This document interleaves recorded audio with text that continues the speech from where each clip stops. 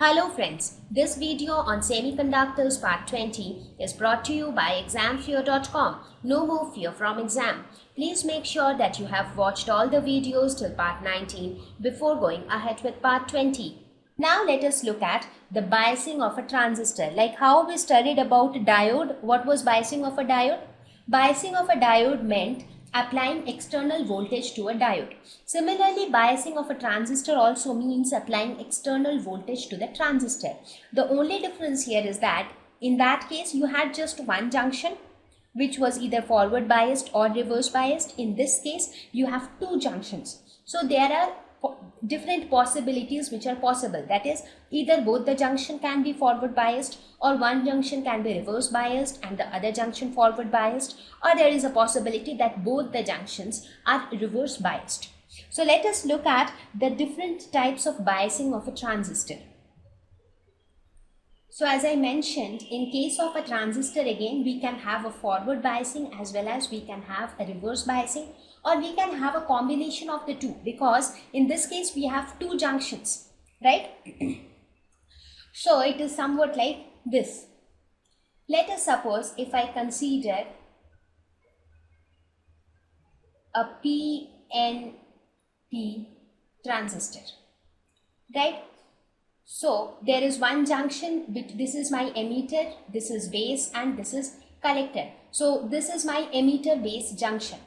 So when I talk about my emitter base junction, there is a possibility that this junction is forward biased, that is positive is connected to the P side. And there is also a possibility that the base collector junction, that means this junction, so which will be connected to the base and the collector. So this junction is also forward biased. So in this case what happens?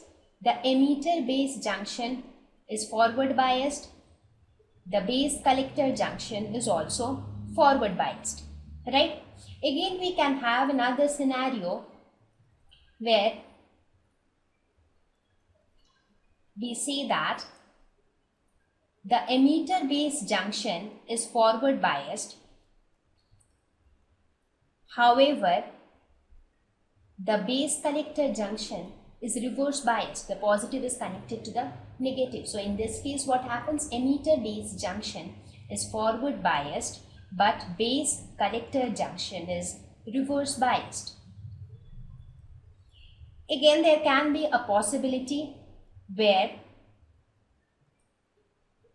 both the junctions, that is the emitter base junction is also reverse biased, as well as the base collector junction is also reverse biased.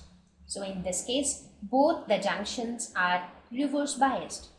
So what I'm trying to say is, in this case all different possibilities are possible. So here I have taken the examples of P and P. Similarly for NPN you can have forward biasing and reverse biasing, right? So we cannot say, like in case of a diode we used to say that this diode is forward biased, but in case of a transistor we cannot say that this transistor is forward biased, because there are two junctions. So we need to mention that, okay, this transistor has both the junctions forward biased.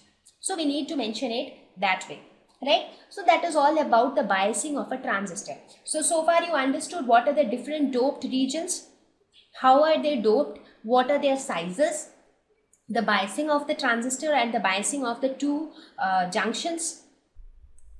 Thank you.